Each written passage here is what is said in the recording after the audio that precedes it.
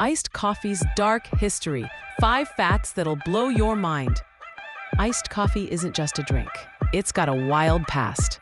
Here are 5 insane facts you never knew, and how to make the best one at home. Do you know that soldiers in the 1800s invented it? During a battle, French troops in 1840 mixed coffee with cold water to survive the heat, calling it mazagran after a bloody fight. Your iced latte has war hero roots. In the 1800s, Vienna served ice cafe, coffee plus ice cream plus whipped cream, basically the first affogato, and it was fancy. 3 Waffle House made it an American obsession. In the 1980s, this 24/7 diner chain turned iced coffee into a cult classic. Now it's a billion-dollar industry. Thanks, late-night pancakes. 4. Japan put it in a can and changed everything. In the 1970s, Japan invented ready-to-drink iced coffee.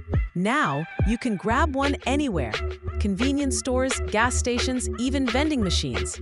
5. TikTok made it easy-to-love iced coffee when millions of TikTokers showed off their fave iced coffee drinks.